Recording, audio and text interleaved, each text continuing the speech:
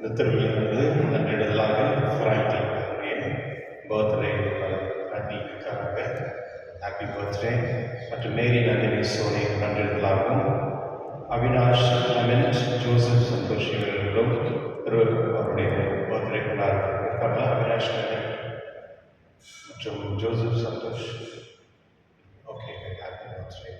Maria Soosai Arokiya Mary, David Arokiya Mary, Gnanamani, Thomas Chinnappa, Anthony ராஜனுடைய ஆன்மனுக்காகவும் ராணி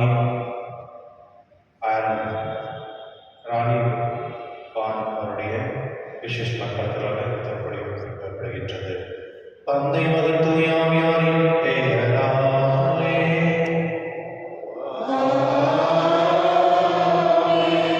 நம் ஆண்டவராகிய இயேசு கிறிஸ்துவின் கடவுளின் அன்பும் தூய ஆவியாரின் நட்புறவும் உங்கள் அனைவரோடும் இருப்பதாக.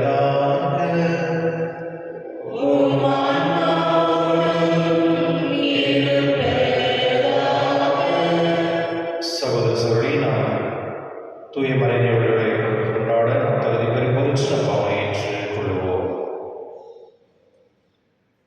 எல்லா வகைகளிடமும் சகோதர சகோதரிகளே, நான் பாவியை ஏற்றுக்கிறேன். ஏனெனில் சிந்தனையாலும் சொல்லாலும் செயலாலும் கடமை தவறாலும் பாவத்தை செய்கிறேன். என் பாவமே, என் பாவமே, என் பெரும்பாவமே. ஆகையால் எப்போதும் பணியாளர் முடியாது வாழ்வதற்கு அனைவரும் சகோதர சகோதரிகளே, நாம் இறைவாய் எனக்காக கொண்டாடுகின்றேன். எல்லாம் இறைவன் மீது இறக்க வைத்து நம் பாவனை மன்னித்து நம்மை நிலைவாழ்வு அழைத்து சென்றாக.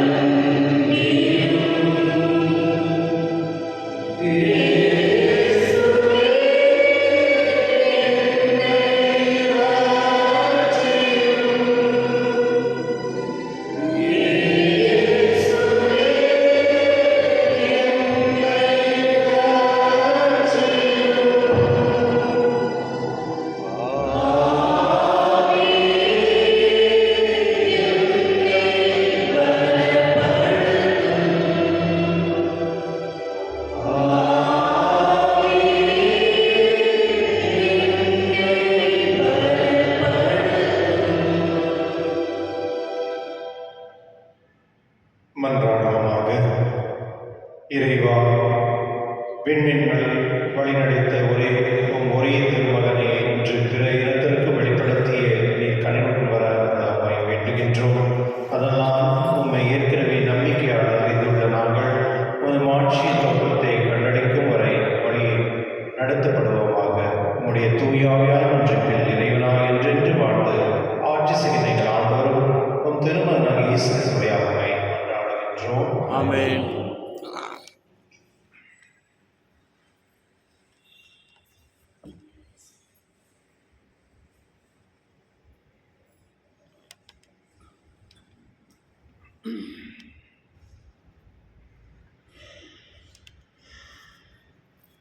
திருத்தூதர் யோவான் எழுதிய முதல் திருமுகத்திலிருந்து வாசகம்.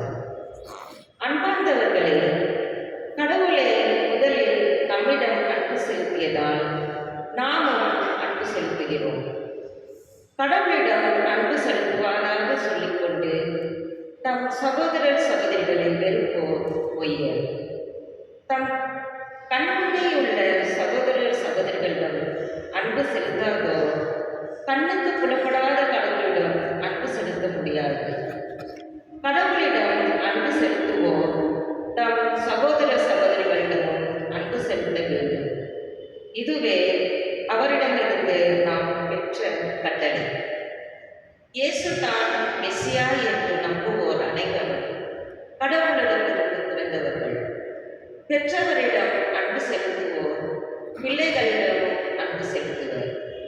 நாம் கடவுள் மீது அன்பு கொண்டு அவர் கட்டளைகளை கடைபிடிக்கும் போது கடவுளின் பிள்ளைகள் மீது அன்பு கொள்கிறோம் என்பது நமக்கு தெரிய வரும். ஏனெனில் அவர் கட்டளைகளை கடைபிடிப்பதில்தான் கடவுள் அன்பு அடங்கியுள்ளது. அவர் கட்டளைகளை நமக்கு சுமையாக இருப்பதில்லை. ஏனெனில் கடவுளிடமிருந்து பிறக்கும் அனைத்தும் உலகை வெல்லும். உலகை வெல்லுவது நம் நம்பிக்கையே. ஆண்டவர் வழங்கும் அருள்வாக்கு. இறைவாக்கு நன்றி. பதிவுரை பாடல் பல்லவி. ஆண்டவரே, எல்லா இனத்தவரும் உமக்கு ஊழியம் செய்வார்கள். ஆண்டவரே, எல்லா இனத்தவரும் உமக்கு ஊழியம் செய்வார்கள். கடவுளே, அரசருக்கு உமது நீதி தீர்ப்பை வழங்கும் ஆற்றலை அறியும். அரச மைந்தரிடம் உமது நீதி விளங்க செய்யும். அவர் உம் மக்களை நீதியோடு ஆழ்வாராக. உம்முடையவரான எளியோருக்கு நீதி தீர்ப்பு வழங்குவாராக. ஆண்டவரே, எல்லா இனத்தவரும் உமக்கு ஊழியம் செய்வார்கள். அவர்கள் உயிரை கொடுமையினின்றும் வன்முறையினின்றும் விடுவிப்பார். அவர்கள் இரத்தம் அவர் பார்வையில் விலை மதிப்பற்றது. அவருக்காக இடையராது வேண்டுதல் செய்யப்படுவதாக. அவர் மீது ஆசிகள் வழங்க பெறுமாறு நாள் முழுவதும் அன்றாடப்படுவதாக. ஆண்டவரே, எல்லா இனத்தவரும் உமக்கு ஊழியம் செய்வார்கள். அவர் பெயர் என்றென்றும் நிலைத்திருப்பதாக. கதிரவன் உள்ள வரையில் அவர் பெயர் நிலைப்பதாக. அவர் மூலம் மனிதர் ஆசி பெற நுழைவாராக. எல்லா நாட்டினரும் அவரை நற்பேறு பெற்றவர் என வாழ்த்துவராக. ஆண்டவரே, எல்லா இனத்தவரும் உமக்கு ஊழியம் செய்வார்கள்.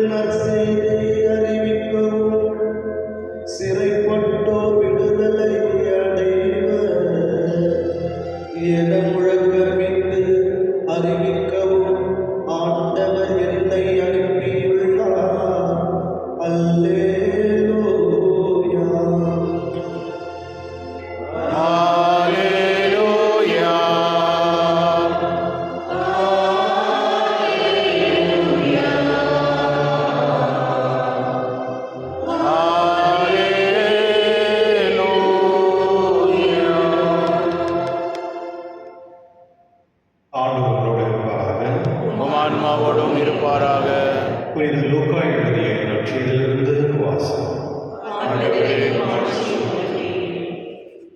அக்காலத்தில் இயேசு தூய ஆவியின் வல்லமை உடையவராய் கலிலேயாவுக்கு திரும்பி போனார். அவரை பற்றிய பேச்சு சுற்றுப்புறம் எங்கும் பரவியது. அவர் அவர்களுடைய தொழுகை கூடங்களில் கற்பித்து வந்தார். எல்லோரும் அவரை பற்றி பெருமையாக பேசினார். இயேசு தம் வளர்ந்த ஊராகிய நாசரேத்துக்கு வந்தார்.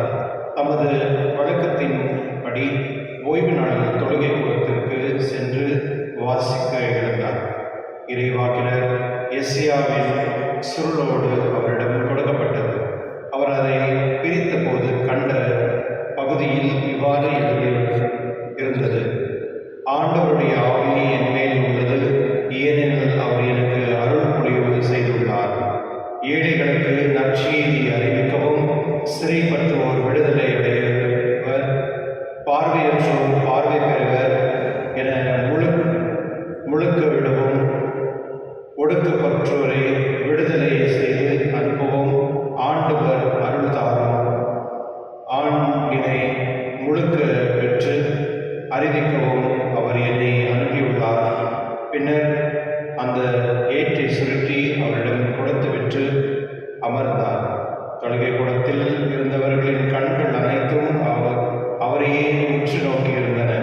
அப்போது அவர்களை நோக்கி, நீங்கள் கேட்ட இந்த மறைநூல் வாக்கு இன்று நிறைவேறிற்று என்றார். அவர் வாயிலிருந்து வந்த அம்மொழியை கேட்டு வியப்புற்று, இவர் யோசேப்பின் மகன் அல்லவா என கூறி எல்லோரும் அவரை பாராட்டினார். ஆண்டவரின் அருள்வாக்கு. கிறிஸ்துவே உமக்கு புகழ்.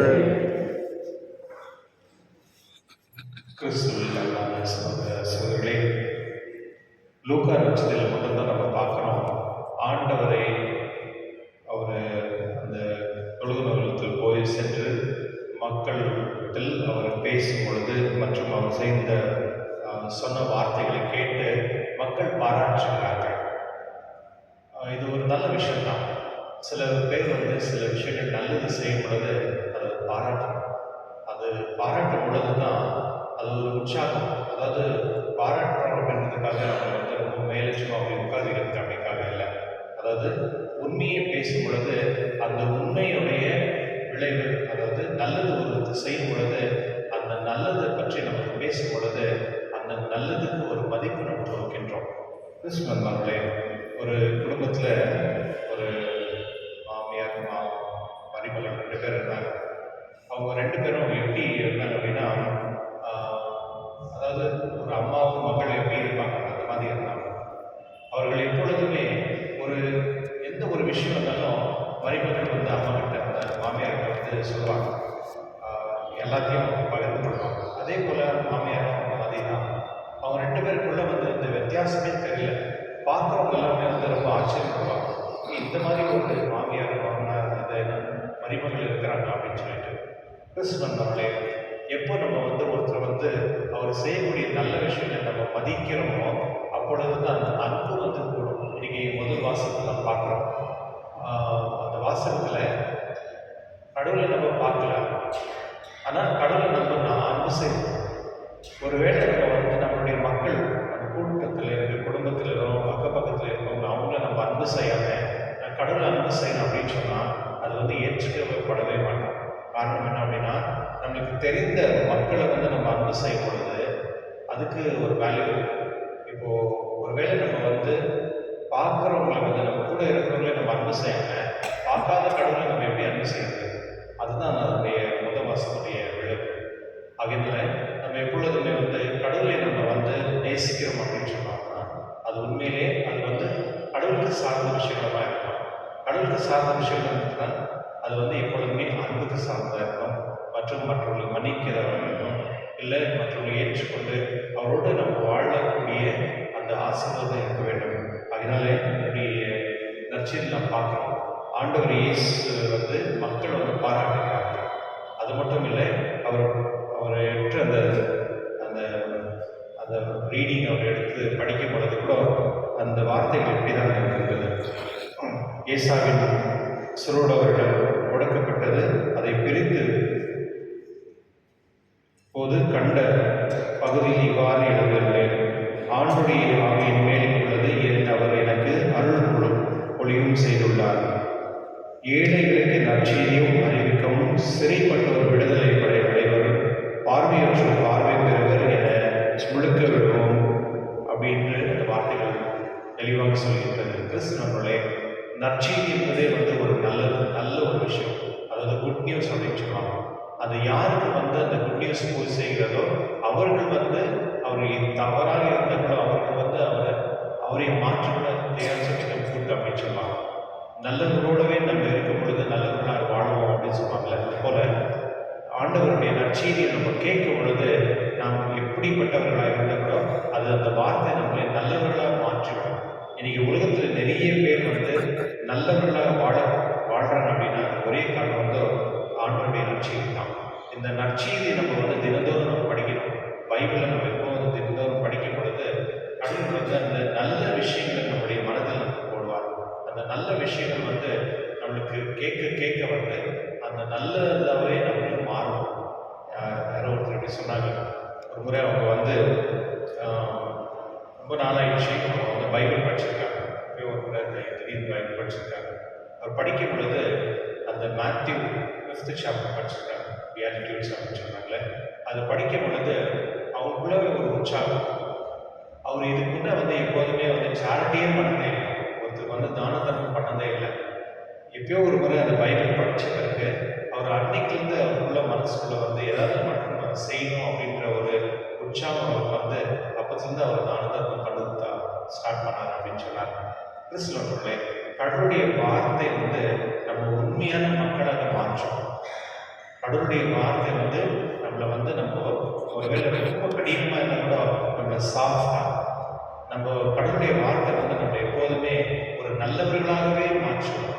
அன்புக்கும் சார்ந்தவர்களாகவும் மற்றவங்களை மன்னிக்கிறது கூட வந்து கடவுளுடைய வார்த்தை தான் வந்து நம்மளுக்கு சக்தி தரும். அதனால நம்ம எப்பொழுதுமே கடவுளுடைய வார்த்தை தினந்தோறும் படித்து அதை தியானித்து அதை ஏற்றுக்கொண்டு நம்முடைய வாழ்க்கையில் வந்து அந்த தினந்தோறும் நம்முடைய வாழ்க்கையில் அதை பயன்படும் பொழுது கடவுள் வந்து நம்மள்கிட்ட இருக்கிற நல்ல குணங்களை வந்து மற்றவங்களுக்கு அது தெரிவிப்பார்.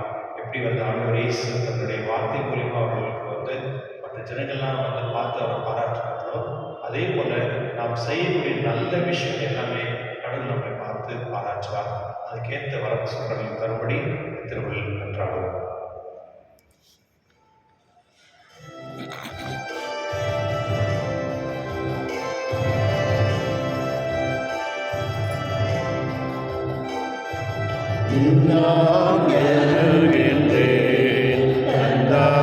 என்னையும் தருகின்றேன், எல்லாம் தருகின்றேன், தந்தா என்னையும் தருகின்றேன். இயற்கையின் மலர்கள் பறித்து தருவேன் உமக்கு காணிக்கை.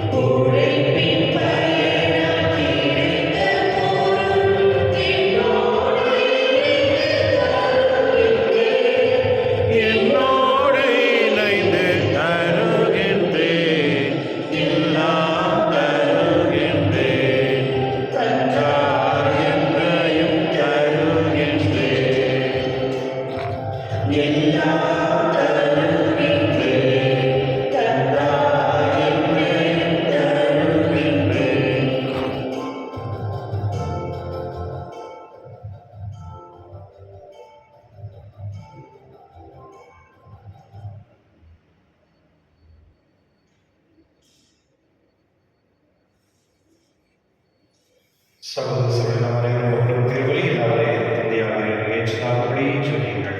ஆண்டவர் தமது பெயரை புகழ்ச்சிக்காகவும் ஆட்சிக்காகவும் நமது நன்மைக்காகவும் புனித திரு அவை அனைத்து நலனுக்காகவும் உமது கையிலிருந்து வெளியேற்றுக் கொள்வாராக. அளவில்லாத இறைவன் உமது மன்னிப்பு பெறும் உம்மை புகழ்ந்து நாள் நிறைவு பெற்று ஈபலியை ஏற்றருளும். இதனால் நாங்கள் தூய்மையோடும் நாங்கள் உள்ளங்களோடும் உமக்கு ஏற்று காணிக்குமாறு செய்தருளும். எங்கள் ஆண்டவராகிய இயேசு கிறிஸ்துவின் உம்மை மன்றாடுகின்றோம். ஆமென். ஆண்டவர் உங்களோடு இருப்பாராக. ஓம் ஆன்மாவோடும் இருப்பாராக.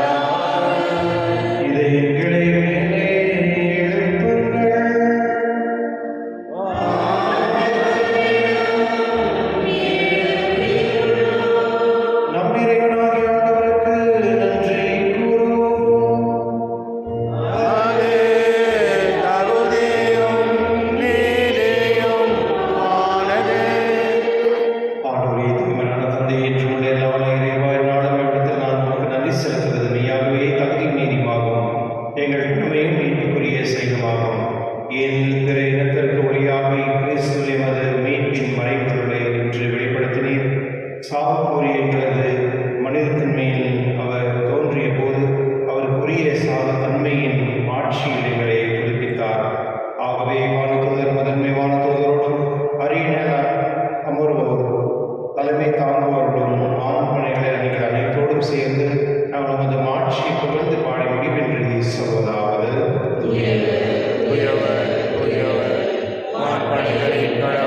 ஆண்டவர் விண்ணகமும் மண்ணகமும் உமது மாட்சியால் நிறைந்துள்ளன.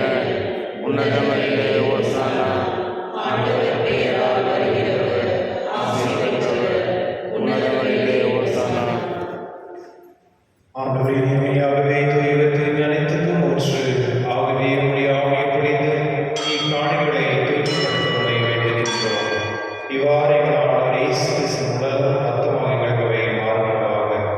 அவர் பாடுபட உடல் கணிந்து தமக்கு எடுத்த போது அப்பத்தை எடுத்து நன்றி செலுத்ததை விட்டு தம் சீடர் கழித்து கூறியதாவது: அனைவரும் இதிலிருந்து பெற்று உண்ணுங்கள், ஏனெனில் இது உங்களுக்காக எழுதப்படும் என் உடல்.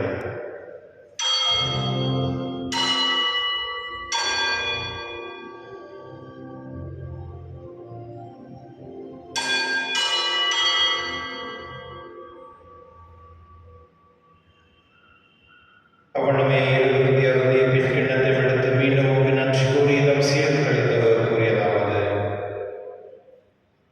அனைவரும் இதிலிருந்து பெற்று பெறுங்கள், ஏனெனில் இது புதிய நிலையான உடன்படிக்கைக்கு உரிய இரத்தத்தின் கிண்ணம். இது பாவ மன்னிப்புக்கென்று உங்களுக்காக பலருக்காகவும் சிந்தப்படும். இதை நினைவாக செய்யுங்கள்.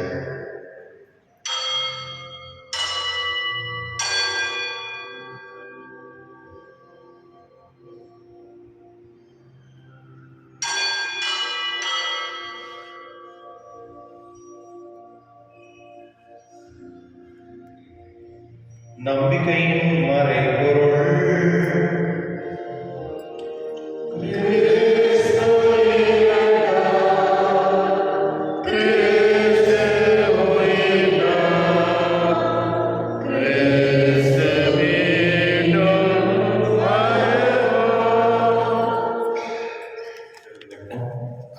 ஆகவே ஆண்டவரே, நாங்கள் கிறிஸ்துவின் இறைப்பினை உயிர்ப்பினை நமக்கு கூர்ந்து வாழ்வும் தன் நோக்கத்தை மீட்பளிக்கும் கிண்ணத்தை உமக்கு கொடுக்கின்றோம். உம் திருமணம் என்று உமக்கு ஊழியம் புரிய தலைவர்கள் எங்களை ஏற்றுக்கொண்டேன். எனவே உமக்கு நன்றி செலுத்துகின்றோம். மேலும் கிறிஸ்துவின் உடலிலும் ரத்தத்திலும் பங்கு கொள்ளும் எங்களை தூய ஆவி கொண்டு சேர்க்க வேண்டும் என தாழ்மையுடன் கொண்டாடுகின்றோம். ஆண்டவரை உலகிலும் வரவேற்கும் போது திருவையில் நினைவு கூர்ந்துள்ளோம். எங்கள் திருத்தந்தையிலேயும் எங்கள் ஆயர் பீட்டர் எல்லா திருநிலையாளர்களோடும் உமது திருவையில் அன்பின் நிறைவேற செய்துள்ளோம். மேலும் உயிர்த்தெழும் எதிர்நோக்கும் தொழில் கொள்ளும் எங்கள் சகோதர சகோதரியும் இறந்தோர் இறக்கத்துடன் நினைவு கூர்ந்து உமது திருமொழியை ஏற்றிடும். எங்கள் அனைவரும் மீதும் இரக்கமாயிரும்.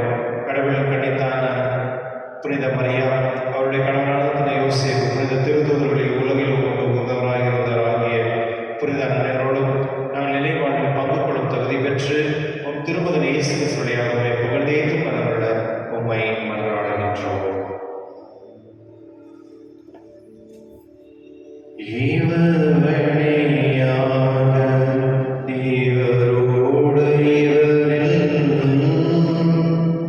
எல்லாம் இறைவனாகிய தந்தை தூய ஆவியாரின் ஒன்றிப்பில் எல்லா புகழும் ஆட்சியும் என்றென்றும் உமக்கு உரியதே.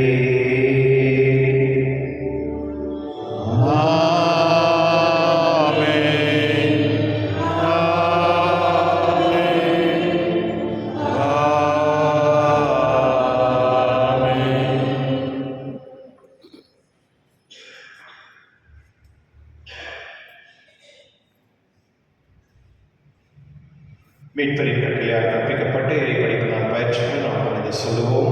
விண்ணுலக எங்கள் தந்தையே, உமது பெயர் தூயதென போற்றப் பெறுக. உமது ஆட்சி வருக.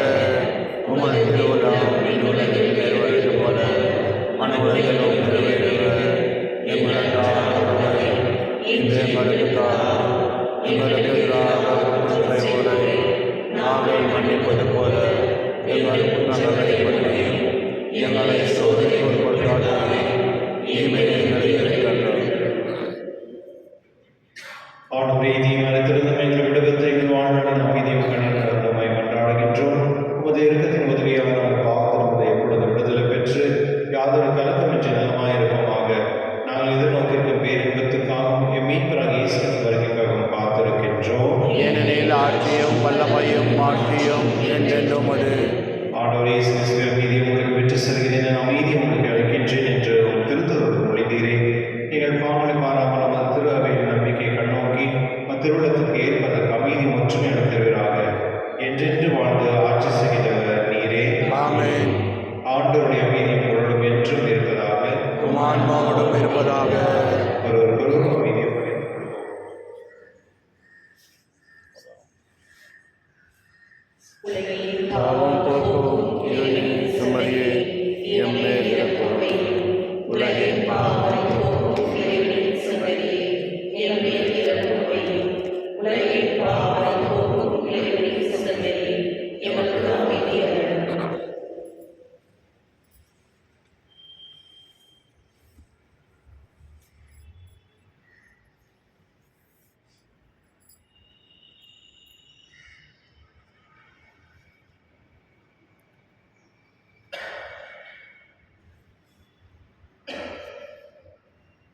இதோ இறைவன் செம்மறி, இதோ உலகின் பாவங்களை போக்குபவர், செம்மறி விருந்து கட்டிக்க பெற்றோர் பேர் பெற்றோர். என் ஆண்டவரே, நீர் திருத்தல்ல நான் தகுதியற்றவர். ஆனால் ஒரு வார்த்தை மட்டும் சொல்லியல்ல எனது ஆன்மா நலமடையும்.